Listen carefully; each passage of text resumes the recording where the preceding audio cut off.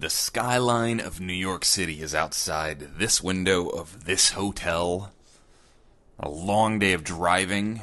Had a short evening with a little bit of pinball thrown in there. And I've been thinking about some topics. Got some things rustling around in my head. We're about a week away from Pinball Expo, the 30th anniversary of Pinball Expo. It's excellent. It's Coast to Coast Pinball episode 112. Let's go.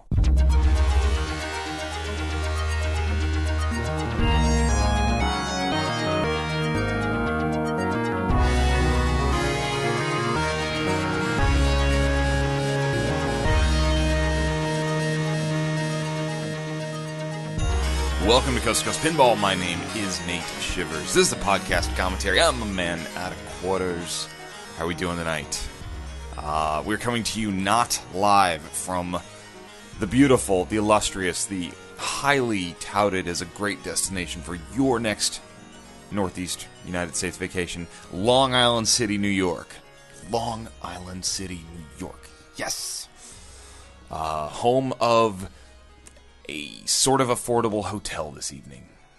And it puts me, however, in very good, nice, close proximity to a few places that I really like. One of them's a pizza place in Brooklyn, in Greenpoint. And one of them is this Sunshine Laundromat in Brooklyn, New York. Trip reports. I've brought this place up many times, so we're not going to go in depth or anything on the Sunshine Laundromat. If you don't know, it's a laundromat. It's in Greenpoint, which is a neighborhood of Brooklyn, and they have an awesome list of pinball machines. There's a Big Bang bar on location in a laundromat in Brooklyn. It's awesome. But I went there today specifically to play games I don't normally play. And I got there in the evening, and it was nice fall evening. New York City. It was great. And it was kind of humid and muggy inside the Sunshine Laundromat, as it tends to be, because, you know, it's a laundromat. So I played a bunch of Spider-Man, which is not a game that I've ever spent lots of time playing. I know it fairly well, just because it came out about the time I was starting to really get back into pinball in my adult life. So I know Spider-Man fairly well. So I played it a lot. And, man, talk about a game that I score very, differently on. I had a game of 56 million followed by a game of 4 million.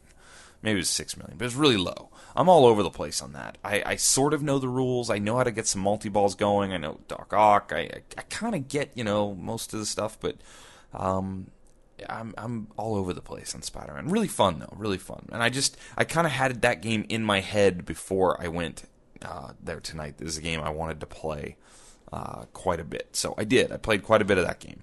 And I also played a lot of AC/DC. They have an AC/DC Back in Black version there. And after playing AC/DC Pro earlier in the week in Seattle, I wanted to get back on a premium or an LE and kind of get my bearings straight on that game, because I got some I won't say hate mail, but I got a couple emails really upset that I had sort of spoke negatively about AC/DC Pro.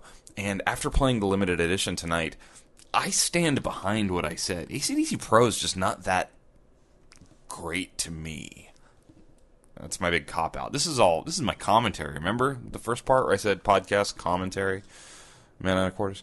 The Pro just doesn't do it. Whereas I get on the limited edition, and I feel like I'm playing something special. That game is magical with all the drop targets, with the lightning bolts that light up, the lighting for each different song. The game is so good. Hard. Game's really hard. And they had Super Bands or Saturn Rings or whichever ones they were on that game. And I was just having a heck of a time controlling the ball on that game. It was playing really fast. So that's mainly what I played. I actually played their Twilight Zone there a little bit, which I don't think I'd ever played their Twilight Zone. I put up 300 million. I thought that was pretty respectable. I hit a couple jackpots on one multi-ball. That's pretty good for a location game you don't know that well. It plays quite a bit like mine. Sometimes I get on these Twilight Zones on location, and they're just nothing like my game. They have really loose feeling flippers. And I gotta say, theirs plays a lot like mine, although the lock shot, that deep corner lock shot on Twilight Zone, man, that shot rejected more pretty good shots at it than I've ever seen on a game.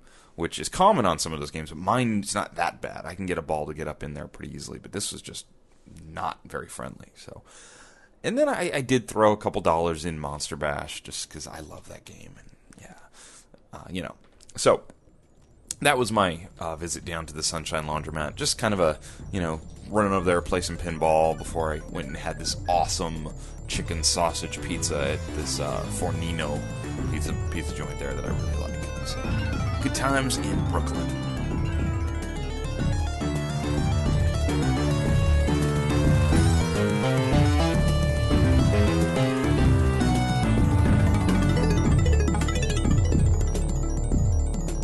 So, I've been listening to a lot of pinball podcasts in the past, week, 10 days, because a lot of them, came out all at once. Because what happened is you get to the first of the month, and that seems to be the key time for a lot of the monthly podcasters to release their shows.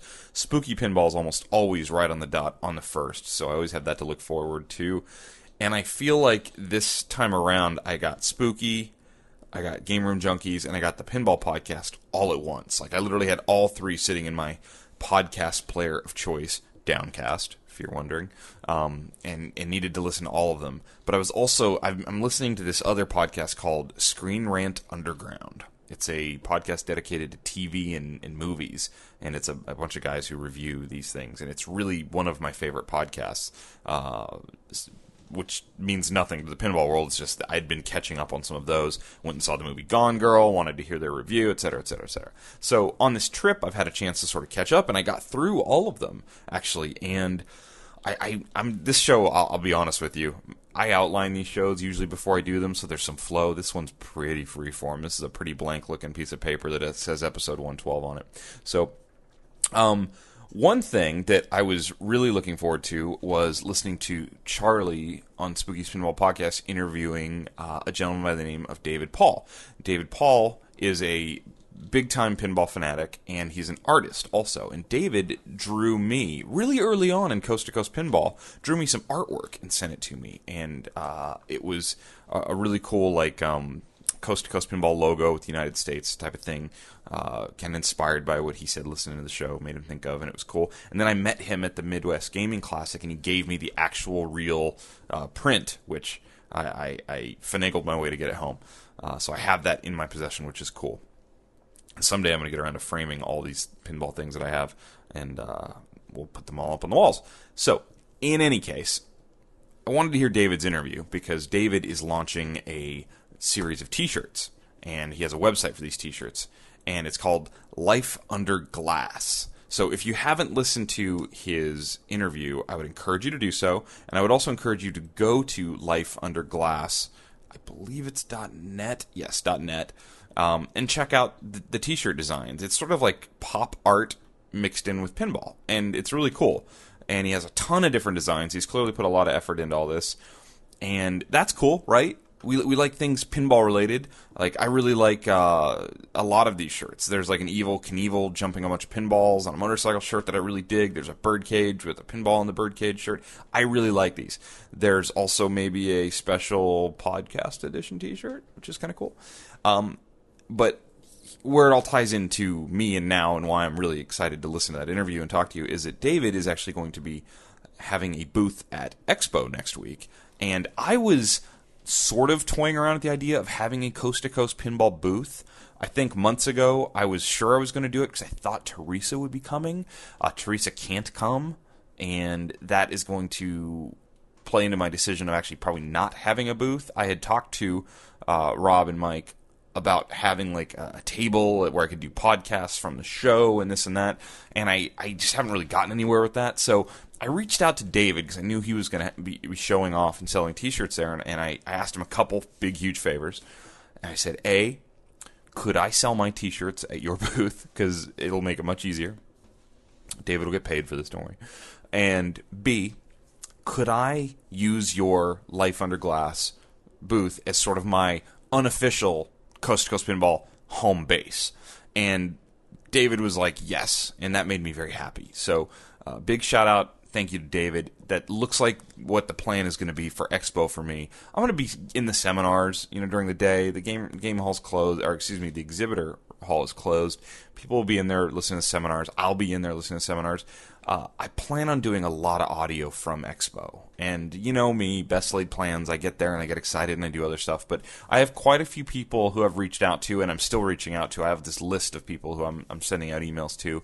And basically, it's sort of, I'll just say it here on episode 112, kind of an open invitation. If you're listening to this and you're going to be there, I'd love to talk to you on the show, because I think the Expo shows are really going to be talking to people about their experience, documenting Expo's 30th year via audio, via Coast to Coast Pinball, so that anyone around the world who can't make it to Expo or has never been to an Expo, or who is at Expo and doesn't catch all of it, will get a kind of a neat rundown of announcements, cool games that have been brought to the show, people's reaction to games, the tournament going on, and just all the happenings and some of the feedback to some of the cool seminars that are happening. There's some amazing stuff. I plan on doing a really in-depth, detailed rundown show, or at least part of a show with the rundown of Expo in the next few days, so we'll do that.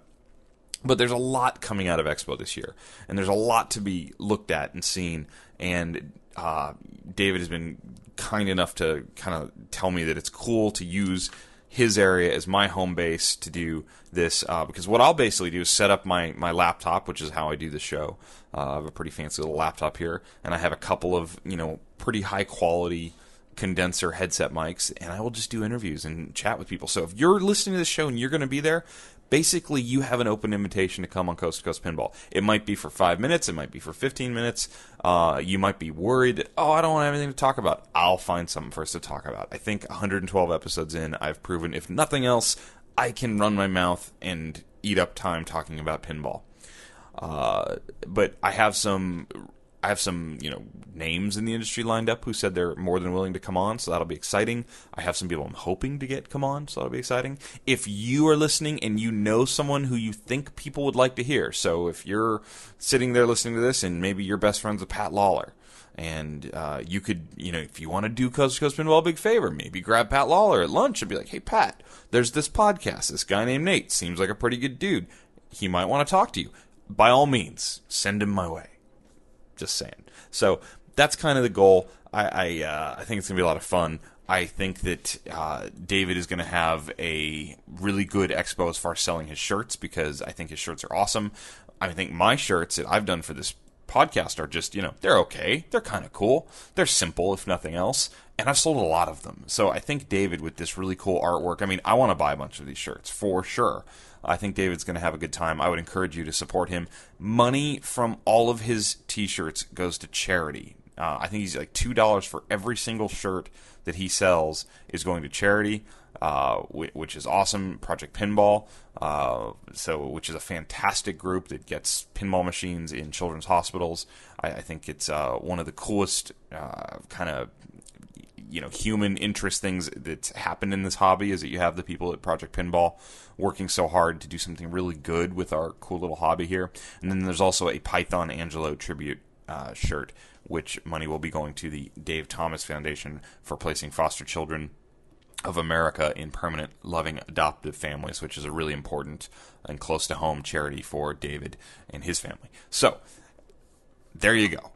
It looks like that's the plan. Come see the Life Under Glass booth at Expo. Come see Coast to Coast Pinball. If you want to talk with me on the show, let me know. Don't be shy. And we'll set up a time, or we'll just do it on the fly, and we'll have fun chatting about what you might be seeing at the show. So very much looking forward to that.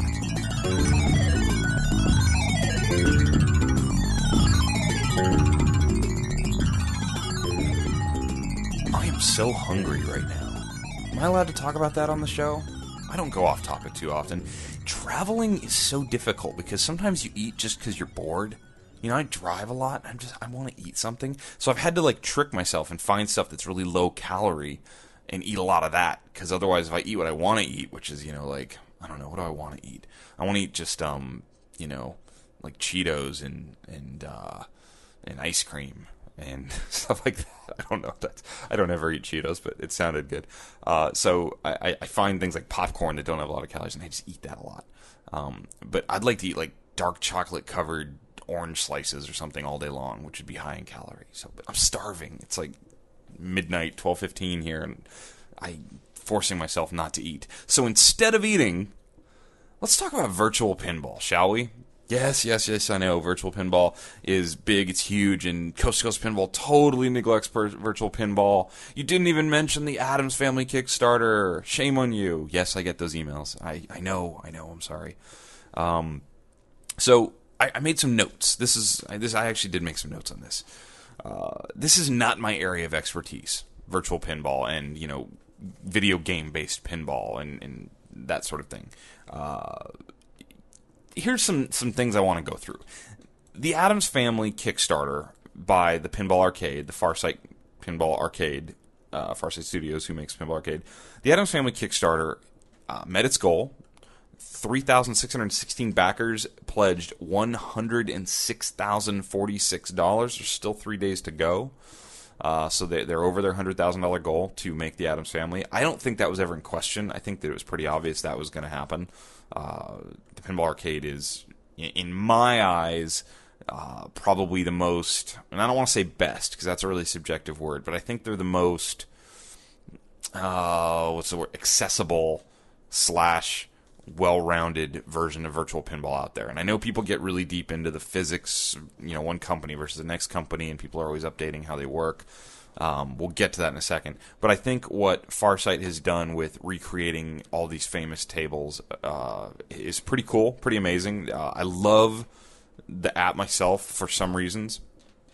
And I think the Addams Family just needed to be done because it is such an important game in the history of modern pinball. So kudos to them. There were people backing up to, I think the highest backer pledge that they actually got was $1,000. They had 2 people back for $1,000.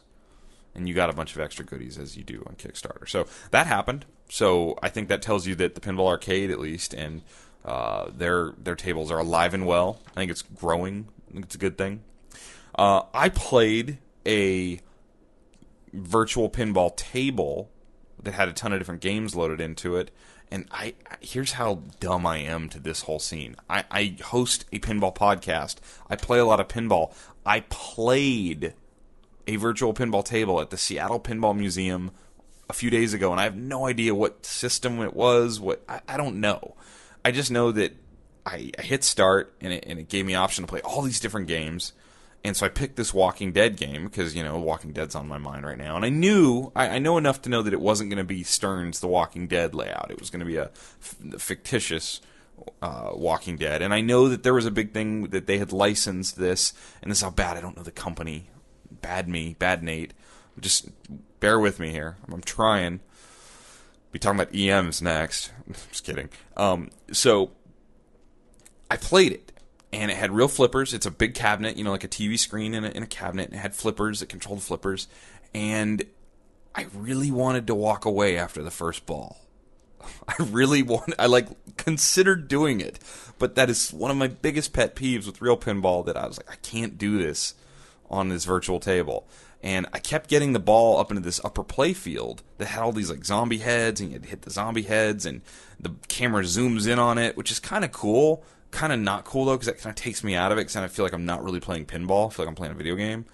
And I was hitting the zombies, and I just kept going on and on and on. So then I was trying to let the ball drain out of the upper play field, and it just wouldn't.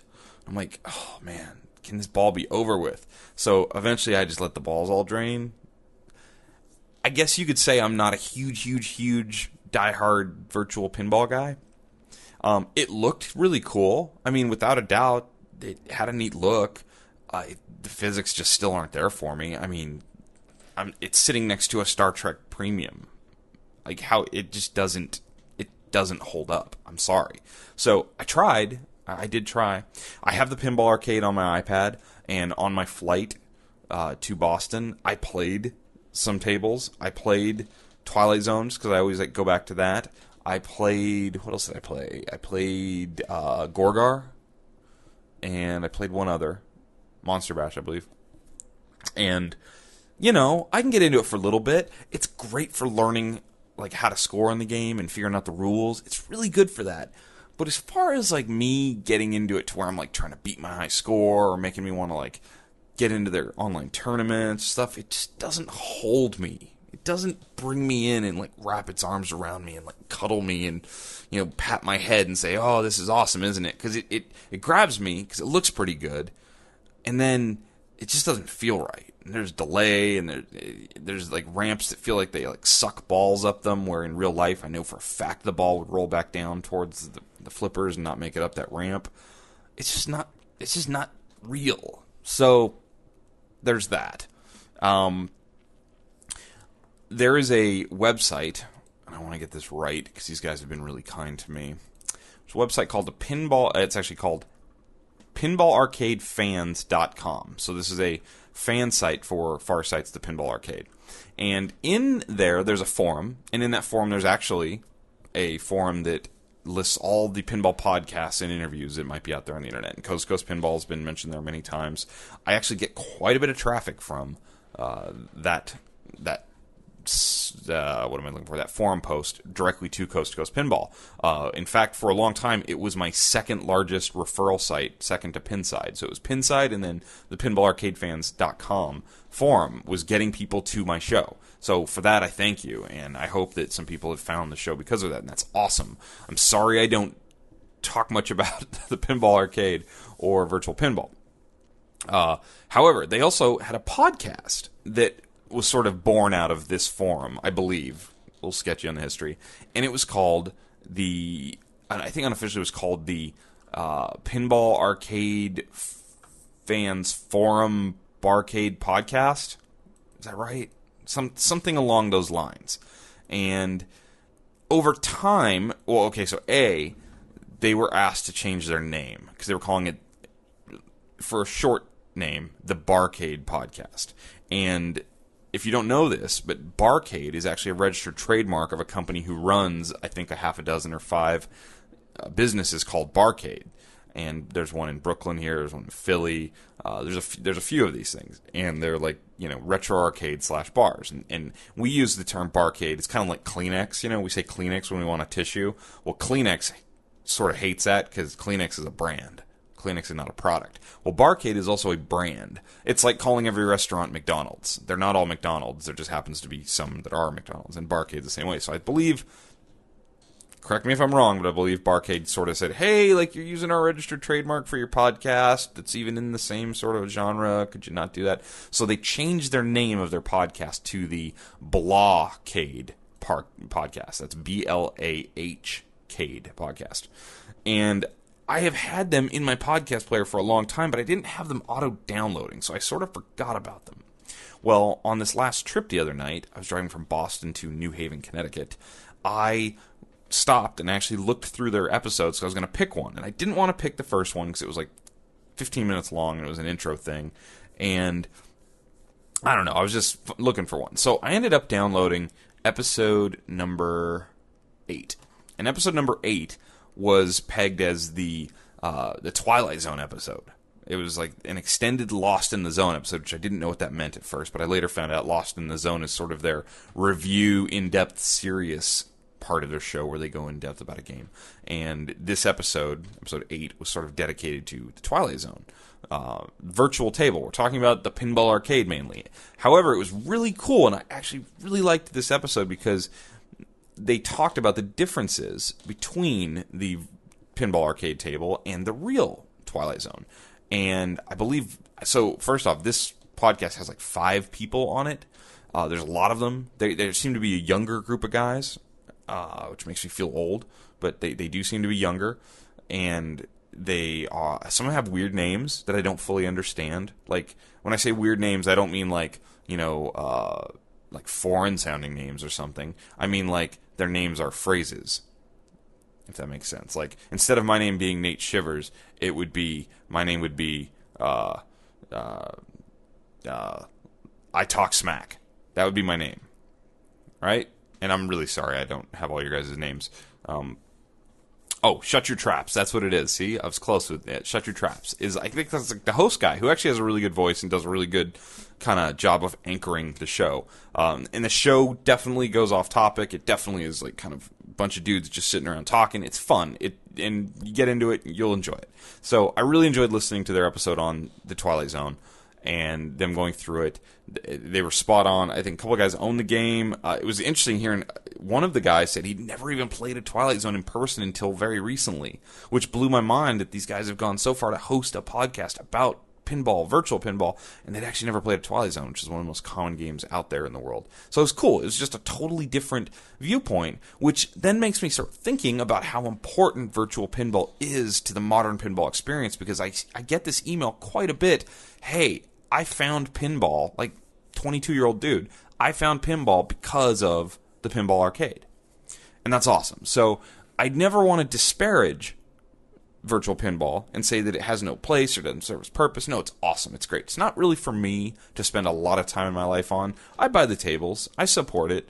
But it's pretty cool. So if you are looking for more content that's pinball related, because they do talk quite a bit of pinball, at least in the episode I've heard so far, quite a bit of real pinball and comparison stuff, check out the Blockade podcast. So, and you can find more links to that and information at pinballarcadefans.com. This all leads me to tonight, browsing through Pinside, as I'm prone to do, I found a subject that fits perfectly into this conversation. Forum static. This post is actually 2 years and 3 months old, and it's by Pinsider Blonde Tall from Chattanooga. This 2.25 years ago. The name of the subject, the post here is, "It is official. Real pinball has ruined virtual pinball for me." And I read that and thought that was very timely and very funny, and then read that it was over 2 years old and thought, well, that's not very timely at all, but it certainly is timely. It's a paradox. So the post goes like this. Step 1. Got husband addicted to pinball on the virtual tables on Pinball Arcade. Fair enough. Step 2. Found, bought Jurassic Park. Step 3. Played virtual pinball while waiting for Jurassic Park. Put money towards Twilight Zone Kickstarter. Step 4. Jurassic Park arrived. Decorated pinball area, and then played non-stop when not sleeping, working, or lurking pinside. Notice she said decorated pinball area. That's the better sex, like, getting it right. Dudes just throw game up wherever. Woman decorates. Step 5. Got all excited about Medieval Madness, Funhouse, Bride of Pinball, etc. on virtual pinball. Began countdown to 6/26 release date. Happily contemplated how much money I was saving over the real things. Step 6. Went home from work yesterday, tried to play virtual Medieval Madness. Screamed, "What the hell?" at the TV a few times because suddenly now the physics are all off, the flippers are delayed, and all I could do was get the ball in the other flipper lane. Realized virtual pinball sucks. Step 7. Threw down controller, went back to real pinball. Fed T-Rex, his name is Chompy, a few goats. Step 8. Looked around house, wondering what I can sell to eventually get a real Medieval Madness or Twilight Zone. So that's really very funny. Now, I think that the physics have actually come quite a ways in the past 2 years, but the point is the point. You can quickly spoil yourself off of virtual pinball by playing a lot of real pinball. I believe that to be true. So, yeah, this post is old, and it was brought back to life 2 years later by someone who wrote, 3 months ago, virtual pinball was awesome and made me want to buy a real pinball machine. 3 months later, I have 6 real pinball machines and they are awesome. Now I play virtual pinball and it sucks compared to real pinball. I still play virtual pinball since I can never afford or fit all the pinball machines that I want in my house. Ain't that the truth, right? So, pretty interesting subject there that sort of mirrors kind of my thoughts on things, and it's a different experience for those that didn't grow up playing pinball machines in arcades, because there is a generation in there that kind of did their growing up in those dark ages, that 99 to 2010, 11, 12, before pinball started making a comeback, where there just weren't a lot of games out there. And I occasionally saw games in the mid-2000s, and a lot of times they were broken down and not working and bad, so probably a lot of bad experience happened out there too. But now you're starting to see more games on location, which is a good thing, and hopefully people will be growing up with real pinball as well as the virtual pinball, which is bringing them into the hobby. So thought I would kind of document all that for this episode, because it's been on my mind a lot lately. So very good.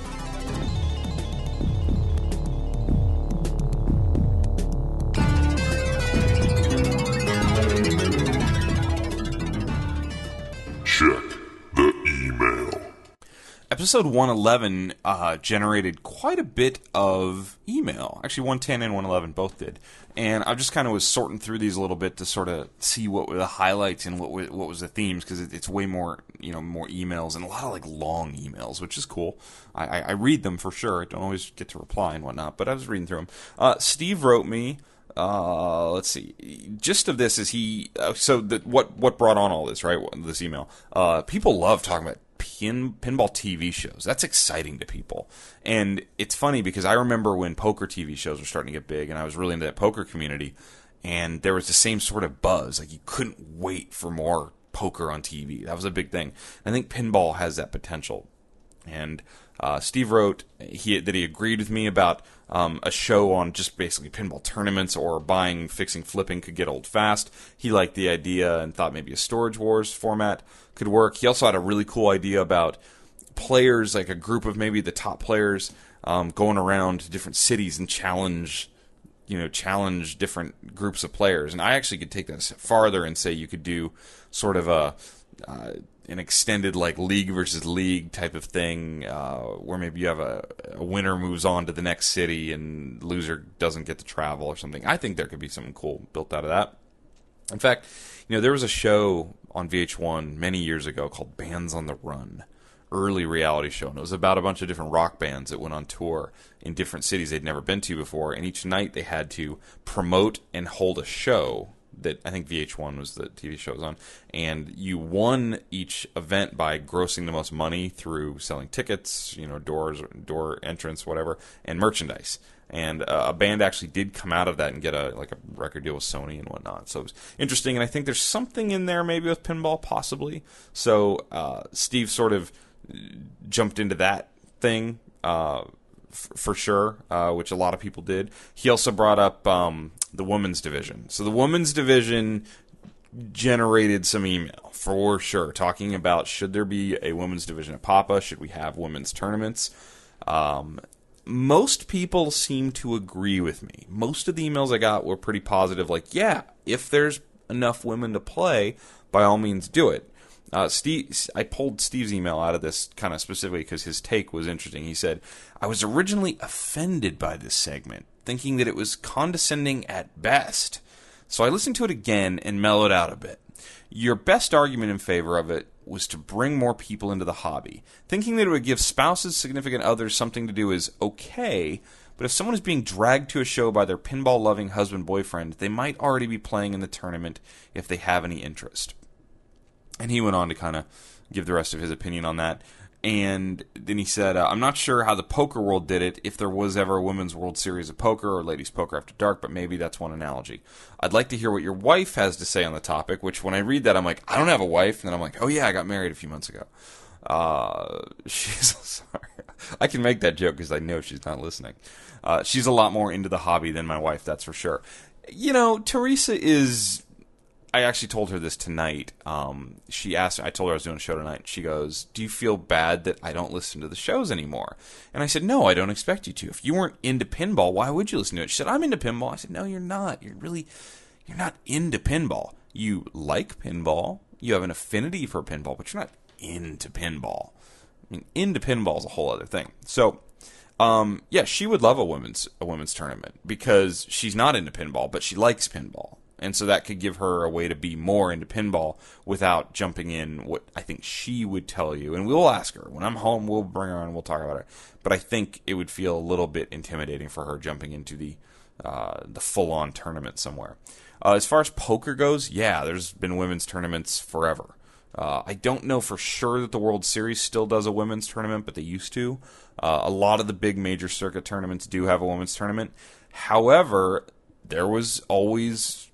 Not always. There was, at times, dissent from that and people who were upset that there was a tournament that excluded anybody, that excluded men.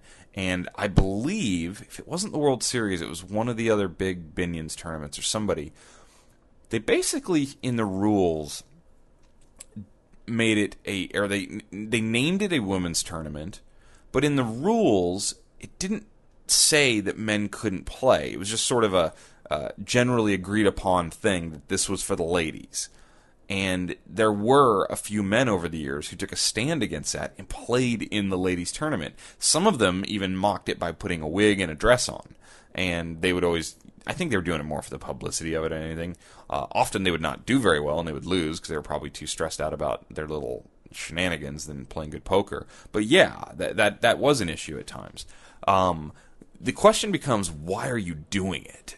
And I think the women in poker would tell you, because it's fun, because they liked competing against the other women, that was actually a fun experience that's unique. I don't care what you say, men and women are different, and especially in a social thing like poker, very different. And it just made for a different dynamic. It was sort of like, well, who is the best women's player? Because when you have if you have anything.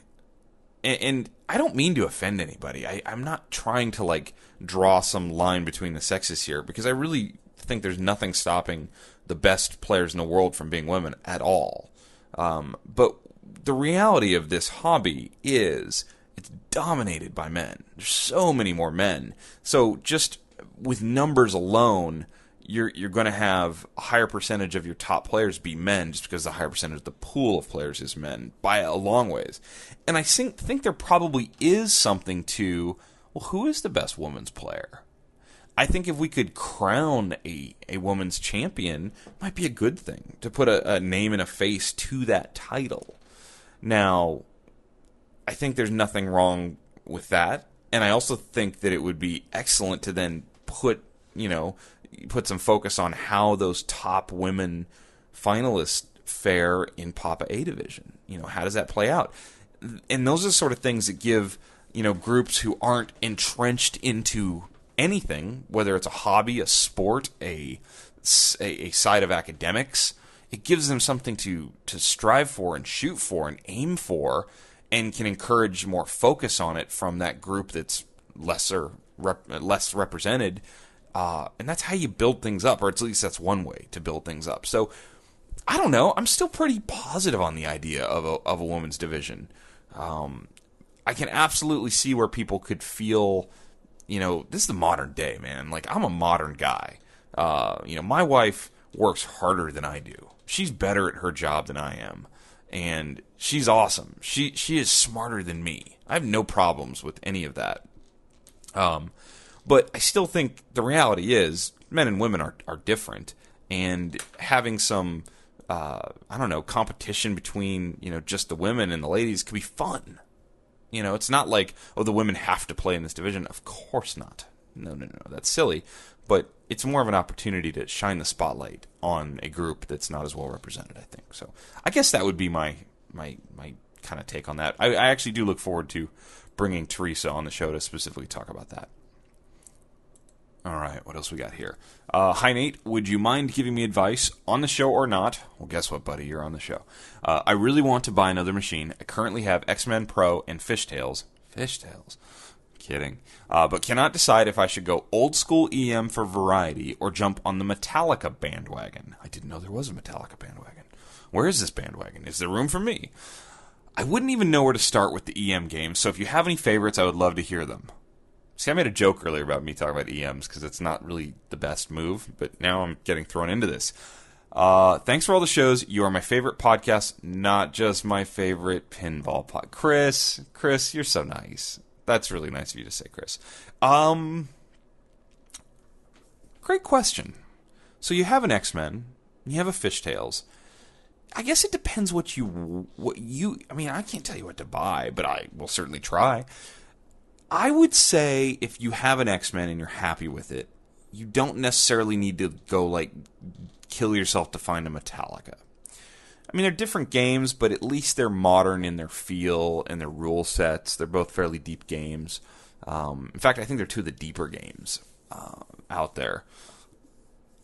And Fishtails gives you that sort of Williams vibe, although very unique vibe and layout and whatnot, and shots. The shots are just rough on me on that game.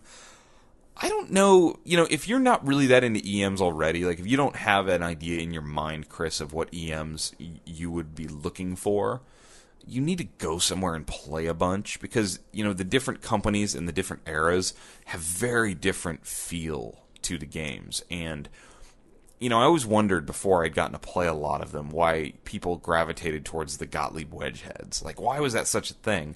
And then after playing a ton of EMs and not really paying attention all that well to who built what or what era they were from, there's this sweet spot in there in 70s Gottlieb wedge heads that they just feel really good and the art's pretty good. And it's kind of like all the little recipes, all the ingredients were kind of right for that. And I now understand. So I would, my advice, I'm going to kind of go to answer C that's not listed there. And I would say you should go look at stuff from like the early 80s, late 70s. Something that maybe is solid state, because that's the other thing, is working on an EM is a whole different beast than working on a modern, solid state game. So I would look. I'm actually pulling up the Pinside Top 100 right now, and I don't know what your budget is, but you're talking about Metallica, so it sounds like you might have some money. But then you're talking EM, which is like sort of the other side of the world from that. I would be looking at something like maybe a Xenon. Xenon's a top 100 game that has cool shots and looks really good, has that old school pinball feel to it, but it's still a solid state game, and there's lots of them out there, so you can get a Xenon for under $1,500. Cool game. Maybe, see, I'm not a huge fan of Barracora, but I see that's a top 100 game too. That's early 80s Williams. I don't know, that's a lower produced game, and I'm not a huge fan of that one as much. Something like that. So, Black Hole. I'm like on a Black Hole kick after playing that really great one in Seattle. So maybe that's what you should look for. Maybe one of those crazy widebot. Maybe a Paragon or an Embryon. Pinside user Bakushan, who is a pretty heavy contributor to Pinside. He just posted that I believe he's got this awesome Paragon at his place right now. I don't know if he bought it or if he just has it there. It made me want to play Paragon really badly. Like, that's a cool game, that sort of era of game might be cool.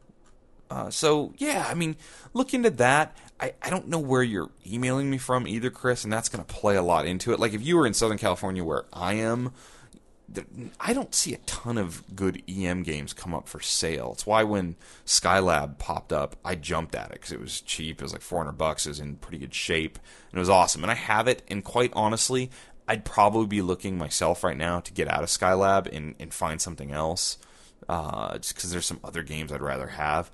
As far as EMs, that Target Alpha that I played again on Monday is like fresh in my mind. Really a fun game. So I guess that's what I would say is you need to go play a bunch. If you're on the East Coast, by all means go to the Silver Ball Museum in Asbury Park, New Jersey. They have tons of early solid state EMs all the way back to wood rails. So if you find something that sort of, fits your eyes and fits what you want feel-wise, playing-wise, then that might do it for you. So that, or, hey man, if you're a Metallica fan on any level, go get a Metallica Pro. I'm all for a Metallica Pro. I want a Metallica Pro. But best of luck to you. Thank you for the kind words. I think we have time for one more email here. All right, Dennis writes me. Actually, let's see. I want to skip this first part. Nate, I want to thank you for all your effort you put into Coast2Coast Pinball. My journey to pinball. Oh, that's why I got this one. I star these in my Gmail and ones I know I want to read on the show. This one was pretty cool just because it's not the email I normally get. All right. My journey to pinball is probably different than most. I'm retired and just turned 65 years old. I knew all about pinball when I was younger, but rarely ever played. It just wasn't something that interested me. Fast forward 40 years, 3 kids, and now a few grandkids. My youngest son lives in Los Angeles, and on a visit to see him last year, I was surprised to see a pinball machine in his living room. It was a Jurassic Park model based on the movie. He got me to play it, and we had a really great time over the weekend I was there playing that game. When I returned back to my place near Boise, I know Boise pretty well, I went searching for a game myself. Long story short, I found a very nice Twilight Zone machine, paid way too much for it, and never looked back. My son set your show